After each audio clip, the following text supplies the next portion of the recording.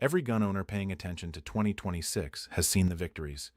Permit systems struck down, assault weapon bans eliminated, vehicle carry protected, a TFD regulation advancing.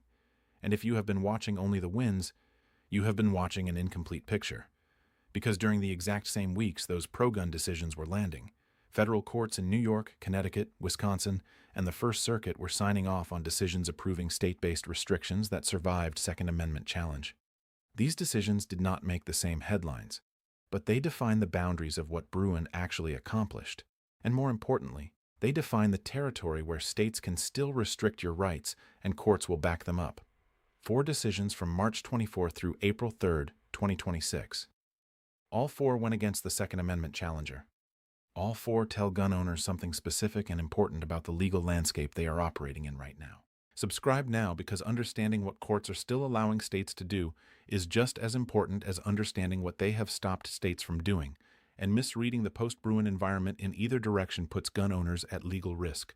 Bruen established that Second Amendment challenges are evaluated by asking whether a law is consistent with the historical tradition of firearm regulation at and around the founding. It was a significant victory, but it was not a blank check. Bruen's historical tradition test does not limit surviving regulations only to the most permissive colonial-era practices. It requires modern regulations to find their analog in history. And as these 4 decisions demonstrate, courts are finding historical analogs for ammunition background checks, sensitive place bans, permit denials based on criminal history, and waiting periods. These 4 decisions draw 4 of those lines. Number 1. Gazzola versus James. New York's ammunition background checks and semi-automatic rifle license survive. What New York's law requires. After Bruen, New York did not simply fold. Instead of fighting on the permit terrain already declared unconstitutional, the state built restrictions on different constitutional terrain, a requirement that purchasers of ammunition undergo a background check at point of sale, and a separate licensing requirement for semi-automatic rifles distinct from handgun permits or general carry permits. What the court held on March 24, 2026. Judge Gary Sharp upheld both provisions in the Northern District of New York. On the ammunition background check, the court found the burden did not meaningfully constrain the right to bear arms. The right bears on the arms themselves, not on ammunition acquisition free from any regulation. The court found historical analogs in colonial-era gunpowder storage and sale regulations, imposing conditions on acquisition of materials necessary for firearm use. On the semi-automatic rifle license, the court found the requirement distinguishable from the carry permits Bruen struck down because it applied specifically to semi-automatic rifles, a category the court found distinct from the handguns Heller identified as the core of Second Amendment protection. What this means. New York's ammunition background check and semi-auto rifle license are currently operative law in the Northern District. This decision tells gun rights advocates something significant. Courts are treating ammunition regulations and category-specific weapon licensing as meaningfully different from the general permit systems Bruen struck down. The distinction between the right to bear arms and the right to purchase their materials without any regulation is a line courts are drawing, and one that will require specific litigation to overcome. Number 2. Nastri versus Bondi.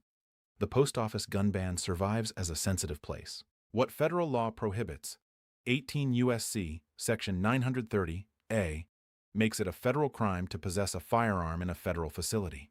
Post offices are federal facilities. The prohibition applies regardless of carry permit, constitutional carry state, or any other legal authority to carry elsewhere. Nastri versus Bondi, decided in the District of Connecticut on March 25, 2026, argued post offices are not the kind of genuinely sensitive places Bruen and Heller allowed carry prohibitions to cover. What the court held? Judge Robert Chatigny upheld the post office ban. The court analogized post offices to historically crowded public gathering places, markets, fairs, public assemblies, where governments imposed restrictions on weapons to reduce violence in dense, commerce-oriented environments. Post offices served the same social function, aggregating members of the public for commercial and administrative transactions in a confined space. What this means: every federal facility is a gun-free zone, and Nastri provides the historical anchor justifying it under Bruen. Post offices, federal courthouses, social security offices, VA facilities, federal office buildings. If you are carrying lawfully and enter a federal facility, you are committing a federal crime. The Nastri decision means sensitive place doctrine fully covers federal facilities. Number 3. Karwacki versus Cowell. Concealed carry denial for a military misdemeanor drug offense survives. What Wisconsin denied. The plaintiff had been convicted of a military misdemeanor for drug distribution. A military justice system conviction, not a civilian court felony. Wisconsin denied a carry permit based on this conviction. The challenge argued Bruin-era expansion and Rahim's individualized dangerousness framework meant a nonviolent military misdemeanor should not bar permit issuance. What the Seventh Circuit held on April 2, 2026. The panel affirmed the denial.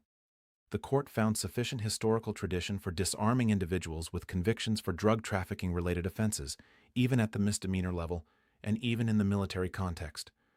The Rahim framework did not require a separate individualized dangerousness finding when the offense itself historically associated with public safety risk. What this means: military misdemeanor drug convictions can bar concealed carry in the Seventh Circuit, Illinois, Indiana, Wisconsin. More broadly, courts are not limiting permit denial disqualifiers to felony convictions. Lower-level offenses with certain characteristics, particularly drug-related, even misdemeanor, can survive Bruin challenge.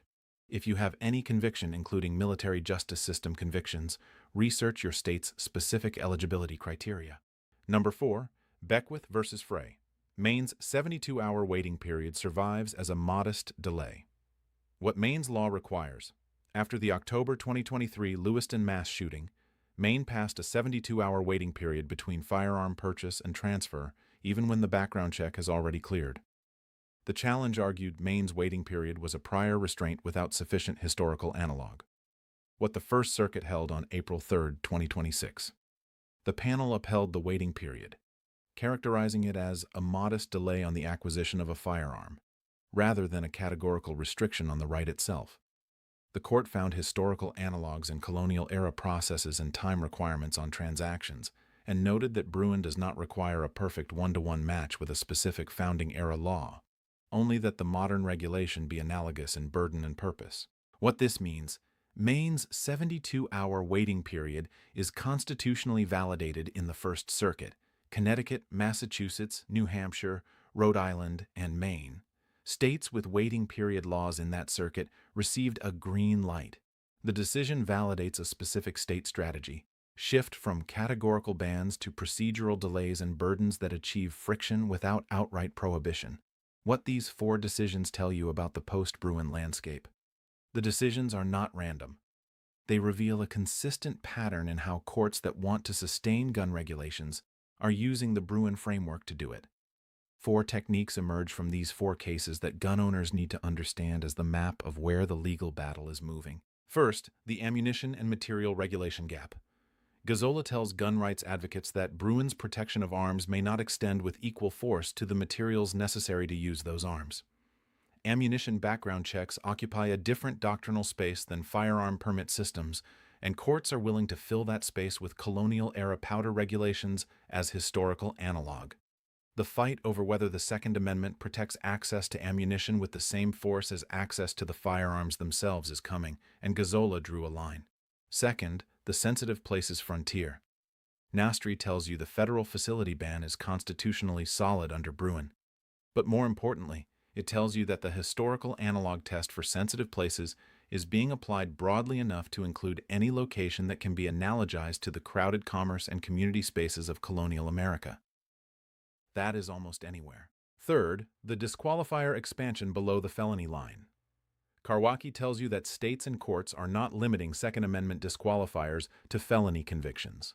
Military misdemeanor drug offenses are now confirmed as historically grounded disqualifiers in the Seventh Circuit. Other misdemeanor categories: domestic violence, drug possession, disorderly conduct involving weapons, are now potential targets for the same historical analog reasoning. Fourth, the procedural delay window. Beckwith tells you that moderate waiting periods, characterized correctly as procedural rather than categorical restrictions, survive Bruin in the First Circuit.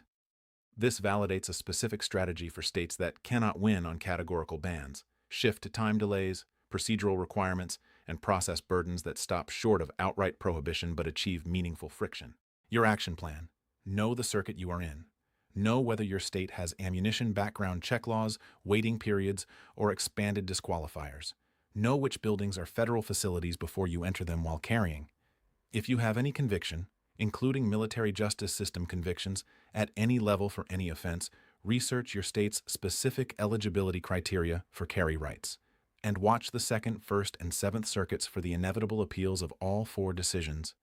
Subscribe because these cases are heading up through the circuit courts, and when they reach the Supreme Court, which at least 2 of them eventually will, they will produce the decisions that define whether the post-Bruin expansion of gun rights is permanent or whether states have successfully identified the doctrinal space where restriction survives.